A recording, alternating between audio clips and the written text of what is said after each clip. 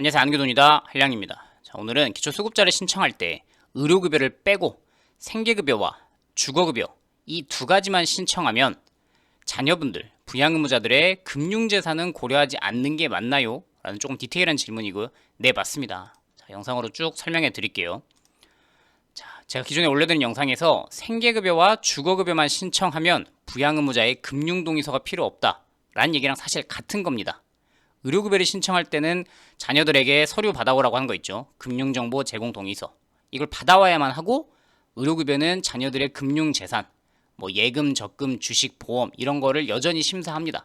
근데 생계급여와 주거급여는 자녀분들, 부양의무자분들의 금융재산, 은행 잔고라든지 주식이라든지 보험이 얼마 있든지 상관이 없거든요. 그래서 서류도 필요 없고 고려하지도 않습니다. 자, 생계 주거만 신청 시 부양의무자 금융재산은 보지 않고 일반 재산만 본다는 말씀인가요? 예, 맞습니다. 정확히 이해하셨어요. 즉 소득이 1억 3천이 넘어도 금융재산은 괜찮다는 거. 이 말은 좀 헷갈리는데 소득이 1억 3천이 넘으면 생계급여는 탈락입니다. 소득이 얼마인지는 기준이 별도로 있고 소득과 재산 두 가지 기준을 양쪽을 다 통과해야 돼요. 근데 소득은 1억 3천이 안 넘어야, 소득은 사실 1억 3천이 연봉으로 안 넘어야 되고 그 다음에 일반 재산은 12억이 안 넘어야 되고, 하여튼 이걸 전반적으로 한번 설명해 드리겠습니다. 자, 사례를 홍길동님, 이분이 기초수급자를 신청하는 걸로 가정할게요. 65세 1인 남성 사별 1인 가구죠. 자녀는 아들 며느리, 두 번째 자녀는 딸 사위, 셋째는 아들 미혼.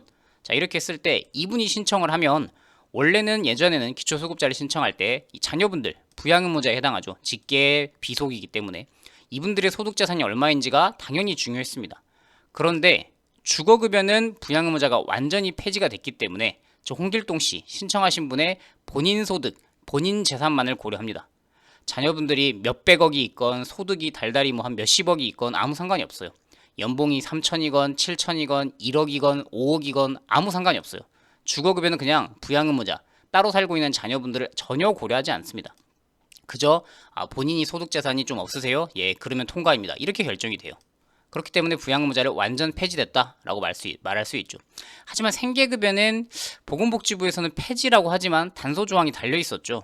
예, 자녀들의 연봉 합계, 자녀랑 며느리, 뭐 자녀랑 사위 이런 분들이 연봉 합계가 세전 1억 3천이 넘으면 탈락하고요. 그 다음에 일반 재산이 12억이 넘으면 탈락해요. 그래서 생계급여는 부양의무자 기준이 남아 있습니다. 이걸 한번 살펴볼 텐데, 자, 국민기초생활보장사업 안내에서 급여를 신청하는 경우, 자, 사람들은 생계급여, 주거급여만 이렇게 신청할 수도 있고 의료급여만 신청할 수도 있고 이 세 가지 급여 중에 본인이 한 개만 신청할 수도 있습니다. 그렇기 때문에 그건 딱히 뭘 하는 건 중요하지 않죠. 그 다음에 주거급여와 교육급여 말씀드렸다시피 이것만 선택해서 신청하는 사람은 부양 능력을 전혀 판정 기준에 적용하지 않으므로 부양의무자와 관련된 조사라든지 자료, 서류 이런 거를 요청할 필요도 없다라고 명백하게 써있죠. 주거급여와 관련해서는요. 그 다음에 또 자, 10페이지 혹시나 주민센터 갔더니 내가 생계급여와 주거급여 두 가지만 신청할 때 금융정보, 자녀들의 제공 동의서 이걸 받아오라는 아직 잘 모르는 공무원이 있다. 그러면 10페이지 2025년 국민기초생활보장사업 안내 이 자료집을 내가 보고 왔는데 거기에 10페이지를 보면 금융정보 제공 동의서 이 서류는 의료급여를 신청하는 경우에만 포함한다고 이렇게 써 있습니다. 필수 서류 신청서가 있어야 되고 금융정보 제공 동의서. 금융정보를 제공한다라는 말은 나의 금융재산을 확인해도 된다라는 것을 동의한다는 거예요. 근데 이건 언제만 서류를 제출하면 되냐? 내가 의료급여를 신청할 때 부양의무자 것을 받아와야 합니다. 아까 말했던 뭐 자녀, 며느리, 사위 이런 분들거든요. 근데 그 말은 즉슨 의료급여를 신청하지 않으면 이 서류가 필요 없고 자녀분들의 금융재산은 의료급여를 신청하지 않는 경우에는 조사하지도 않고 서류도 필요 없다라는 거예요. 또 다른 페이지에도 써 있습니다. 22쪽에 보면 의료급여를 신청하는 수급자는 부양의무자에게도 금융정보 제공 동의서를 진구해라, 받아와라 라고 되어 있죠. 자, 그 말은 의료급여만 부양의무자의 금융재산을 고려하고 생계급여와 주거급여는 전혀 고려하지 않기 때문에 서류가 필요 없다. 그래서 제가 기존 영상에 이렇게 올려드렸죠. 생계급여와 주거급여만 신청하면 부양의무자 금융동의서 필요 없다. 뭐 65세 이상이신 어르신이 신청할 때 자녀분들, 며느리, 사위 이런 분들이 부양의무자에 해당할 테니까 그분들의 서류가 필요 없고, 또는 뭐 청년이나 중장년층이 신청하는 경우에 부모님도 부양의무자에 해당하죠. 이때도 생계급여와 주거급여 신청하면 부모님의 금융동의서는 필요가 없습니다. 양쪽 다 마찬가지예요. 그래서 제가 페이지까지 알려드렸죠. 자, 22조.